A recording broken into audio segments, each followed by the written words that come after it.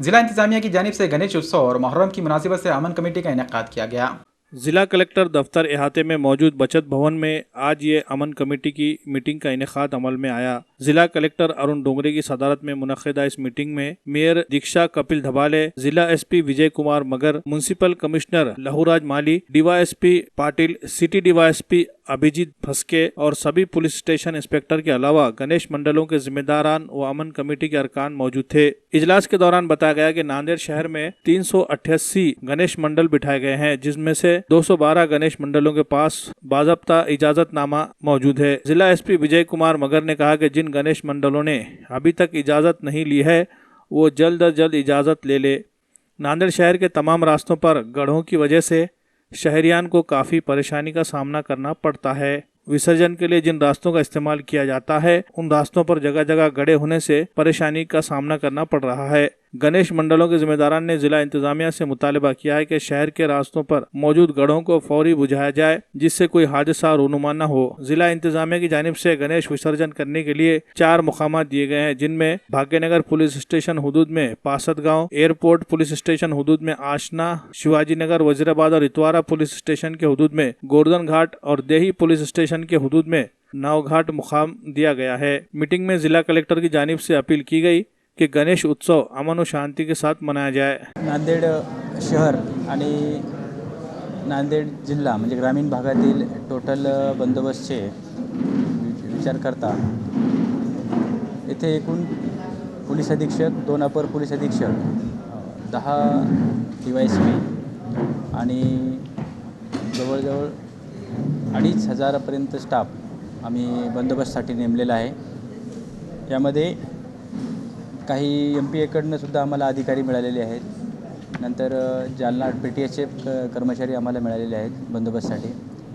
Home guard जवळजवळ 1000 home guard आम्ही बंदोबस्तसाठी मागणी केलेली होती, त्याप्रमाणे तोही स्टाफ आम्हाला मिळालेला आहे। SRPFची एक प्लाटून, एक कंपनी आमच्याकडे आहे। एकंदरीत शहरामध्ये आणि परिसरात शांतता सुव्यवस्था राहावी या दृष्टीने पोलीस प्रशासन अत्यंत सज्ज आहे आणि चांगल्या प्रकारे आम्ही हा उत्सव साजरा करण्यासाठी जनतेसोबत आहोत। सर, डीजेवर बंदी आहे, दुकान आम्हाला काय? डीजे हा विषय आता मला वाटतं संपलेला आहे। वेळोवेळी आपण डीजेच्या बाबतीत बोलत असतो।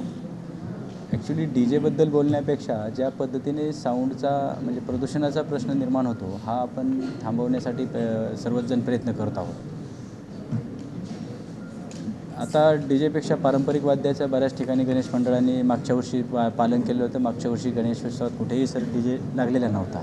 ह्या वर्षीसुद्धा आपण तेच पालन करूयात, आपण सर्वजण एकत्र असू। माझे सर्व गणेशोत्सवातील गणेश भक्तांना